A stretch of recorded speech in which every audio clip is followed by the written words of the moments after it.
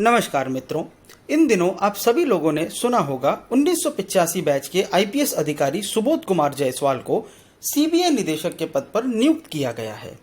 आज मैं आपको सीबीआई से जुड़ी वो सभी अहम बातें बताऊंगा जो कि आपको किसी भी कॉम्पिटिटिव एग्जाम में हेल्प करेंगी। तो देखिए, भारत में प्रमुख रूप से 3 जांच एजेंसियां काम करती है। एनसीबी यानी कि नारकोटिक्स कंट्रोल ब्यूरो, सीबीआई यानी कि सेंट्रल ब्यूरो ऑफ इन्वेस्टिगेशन और ईडी यानी कि एनफोर्समेंट डायरेक्टरेट। अब अगर हम एनसीबी की बात करें तो गृह मंत्रालय के अधीन काम करने वाली जांच एजेंसी है ये। इस जांच एजेंसी को ड्रग ट्रैफिकिंग से रिलेटेड केसेस दिए जाते हैं और 1986 में इसकी स्थापना की गई थी। 1986 में इसकी स्थापना की गई थी।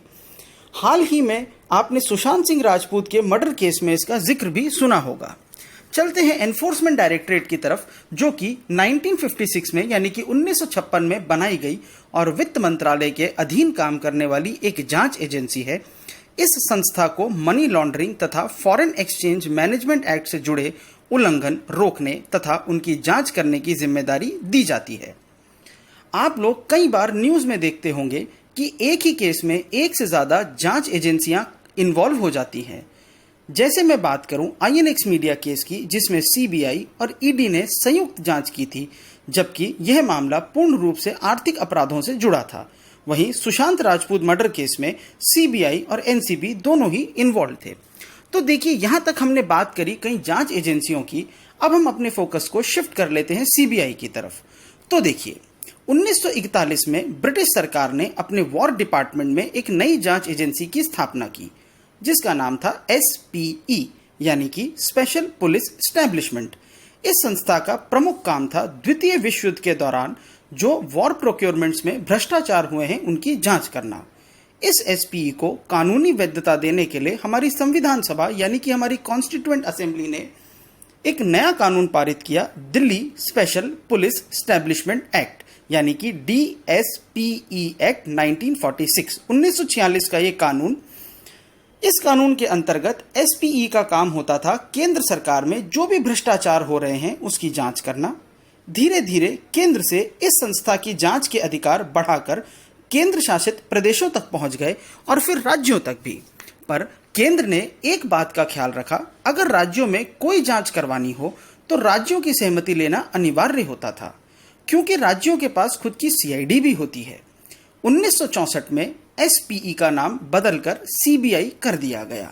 अब सीबीआई का काम न केवल केंद्र में हो रहे भ्रष्टाचार तक सीमित था, परंतु पब्लिक सेक्टर अंडरटेकिंग और नेशनलाइज बैंक के अधिकारियों को भी इसकी जांच की सीमा के अंदर ले लिया गया था। जैसे जैसे जरूरत बढ़ती गई वैसे वैसे सीबीआई का ज्यूरिसडिक्शन भी बढ़ता गया। भ्रष्टाचार से बढ़कर अन्य आर्थिक अपराध और हाई प्रोफाइल केसेस तक पहुंच चुका था।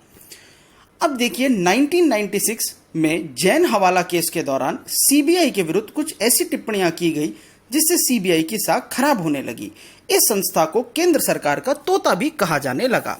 इसी दौरान सुप्रीम कोर्ट ने यह आदेश दिया कि अब से सीबीआई निदेशक, जो कि डीजी रैंक के आईपीएस अधिकारी हुआ करते हैं, उनका कार्यकाल कम से कम 2 साल का होना चाहिए और उनकी नियुक्ति के लिए जो नाम केंद्र को सुझाए जाएं उसके लिए एक कमेटी भी बनाई जाए।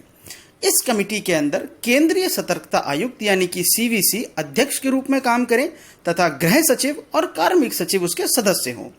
यह कमेटी अधिकारियों की वरिष्ठता, अनुभव व उनके भ्रष्ट रहित आचरण को देखते हुए एक सूची तैयार कर केंद्र सरकार को भेजे तथा इसके लिए डीएसपीई एक्ट 1946 में संशोधन भी किया गया। परंतु 2014 में जब लोकपाल कानून बना तो सीबीआई डायरेक्टर की चयन प्रक्रिया में बदलाव आया। अब चयन प्रक्रिया कुछ इस प्रकार होती है। गृह मंत्रालय भारतीय पुलिस सेवा के अफसरों की सूची तैयार करता है, जो कि उनकी वरिष्ठता एवं अनुभव के आधार पर बनाई जाती है। यह सूची कार्मिक विभाग यानी कि डिपार्टमेंट ऑफ पर्सनल को भेज दी जाती है। इनमें से कुछ नामों का चयन कर कार्मिक विभाग इस सूची को एक हाई पावर्ड सिलेक्शन कमेटी को भेज देता है। इस हाई पावर्ड सिलेक्शन कमेटी में भारत के प्रधानमंत्री, नेता प्रतिपक्ष एवं सुप्रीम कोर्ट के मुख्य न्यायाधीश होते हैं। इन सभी नामों में से आम सहमति से कोई एक नाम चुन लिया जाता है। इस बार हाई पावर्ड कमेटी के समक्ष 3 नाम थे। वाईसी मोदी एनआईए के चीफ, राकेश अस्थाना जो कि बीएसएफ के डीजी हैं इस समय, और सुबोध जायसवाल। वैसे केंद्र की पहली पसंद थे राकेश अस्थाना, क्योंकि 2018 में आपने सीबीआई के अंदर कलह देखा होगा, जहां सीबीआई डायरेक्टर आलोक वर्मा और स्पेशल डायरेक्टर राकेश अस्थाना के बीच आरोप प्रत्यारोप चलता रहा और अंत में केंद्र ने सीबीआई डायरेक्टर आलोक वर्मा को अपने पद से हटा भी दिया और सीबीआई के द्वारा राकेश अस्थाना को क्लीन चिट भी दे दी गई। चलिए हम वापस चयन प्रक्रिया की बात पर आते हैं। किसी और वीडियो के माध्यम से मैं आपको सीबीआई डायरेक्टर को हटाने के कानूनी पहलुओं पर भी चर्चा करूंगा। तो देखिए, केंद्र को अपनी पहली पसंद को दरकिनार करते हुए सुबोध जायसवाल को सीबीआई डायरेक्टर के पद पर तैनात करना पड़ा। इसकी मुख्य वजह थी चीफ जस्टिस ऑफ इंडिया का केंद्र को सुप्रीम कोर्ट के प्रकाश सिंह केस में दी गई टिप्पणी का हवाला देना, जिसमें सुप्रीम कोर्ट ने पुलिस रिफॉर्म्स की बात करते हुए यह कहा था कि किसी भी बड़े पद जैसे डायरेक्टर जनरल पर नियुक्ति करते समय यह देखा जाना जरूरी है कि अधिकारी की सेवानिवृत्ति में 6 महीने से कम का समय ना बचा हो। सीजेआई ने इसी रिजर्वेशन को ध्यान में रखते हुए तथा आगे की सभी नियुक्तियों के लिए प्रेसिडेंट मानते हुए केंद्र ने सुबोध जायसवाल की नियुक्ति पर मोहर लगा दी। उम्मीद करता हूं दोस्तों आपको ये बातें समझ में आई होगी। आगे भी इसी प्रकार की जानकारियां मैं आप लोगों के लिए लाता रहूंगा, तो मेरे चैनल को शेयर करें, सब्सक्राइब करें और लाइक का बटन जरूर दबाएं। धन्यवाद।